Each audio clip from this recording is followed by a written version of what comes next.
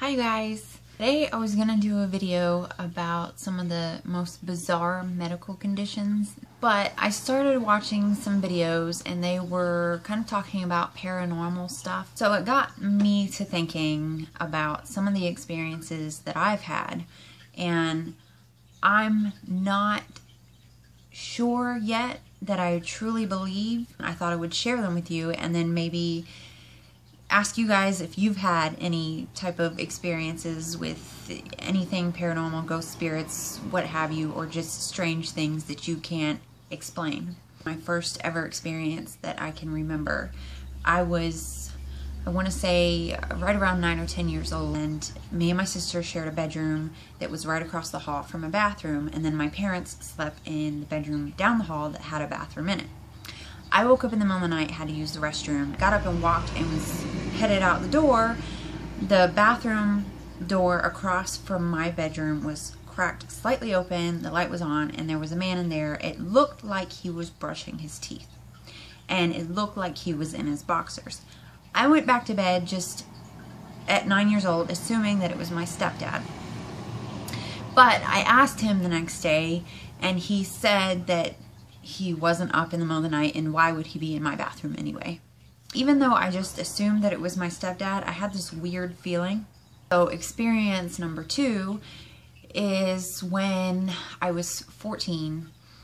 I had just recently lost an ex-boyfriend and best friend to suicide. Now, this boyfriend and I, we were off and on together for about a year, and we were both kind of, they call it emo now, but we were very depressed teenagers, you know, a lot of childhood drama. We were kind of obsessed with the idea of death and getting out of this life.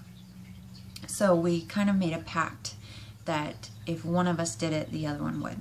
Well, I was getting into a lot of trouble during those years, so I got sent to Georgia to live with my father. And I got a phone call probably a month or so after being there from my sister and my mother telling me that he had committed suicide. I had gone to his funeral. While I was out for his funeral, I stopped, my family stopped for me and bought me I used to wear this vanilla perfume from Victoria's Secret that he really, really liked.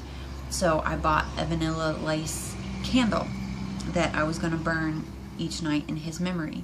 This one night in particular, I had my candle on, I had my music going, and I decided, since I never got to say goodbye to Troy, was his name, that I wanted to see if I could contact him. So I'm sitting there and I'm talking to Troy saying, you know, I miss you, I love you, I didn't get to say goodbye. If you're here, please just let me know. And at that point, my candle shuddered. I swear the curtain kind of shifted also. And at that time, in the music, I heard my name. It freaked me out so much that I backed into the corner of my bed up against the wall, covered myself with the covers in a huddle, and fell asleep. Well, that night I dreamt that I was in the neighborhood that we used to hang out with, my neighborhood in Gainesville, and he came to me in he was in white, a white like robe type thing, and he was just this beautiful, immaculate, bright, glowing white color. And he couldn't speak to me with words, but I could feel him saying to me, "It's okay. I'm okay." And he basically told me that I didn't need to hold my end of the bargain. And I could feel him, you know, I could feel these feelings. I woke up from that straight on my back, which I do not sleep on my back. I sleep on my side, kind of on my stomach. Sleeping on my back is super uncomfortable for me. I woke up straight on my back, my arms at my side, my feet straight out, and the blankets neatly folded across, you know, like someone had just laid me down in the bed and hadn't folded the covers back over me yet. So I almost felt like at some point in my sleep, my spirit had drifted off with him and had actually met with him. So the next experience that I can think about would be in this house. It's just me and my boyfriend in this house. We were up early one morning in the kitchen making his sandwiches for lunch. Our kitty cat was in there with us eating its food, and my phone was in the room on the charger over there on the little dresser.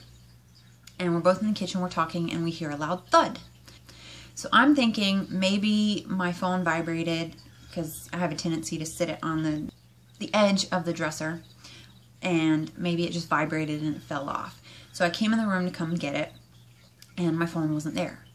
And when I turn around to walk out of this door, just on the other side of this door is a window.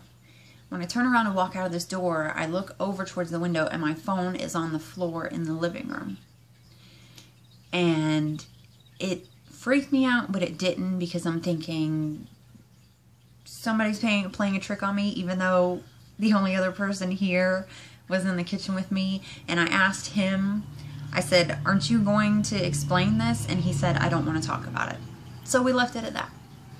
But it's fun to think about, you know. I guess I kind of would like to know for sure, to have some solid evidence that there's definitely something on the other side.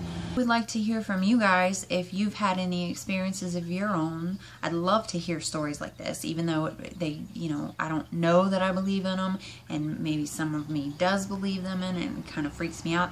I love to hear personal experiences about this stuff. So guys, feel free to tell me. I'm not going to think you're crazy, and if anybody does think you're crazy, who cares? You know, let them think whatever they're going to think. It's whatever. So please, if you've had any experiences like this, please share it with me. I would love to hear about it. All right, guys, thanks for watching. I'll talk to you next time. Bye.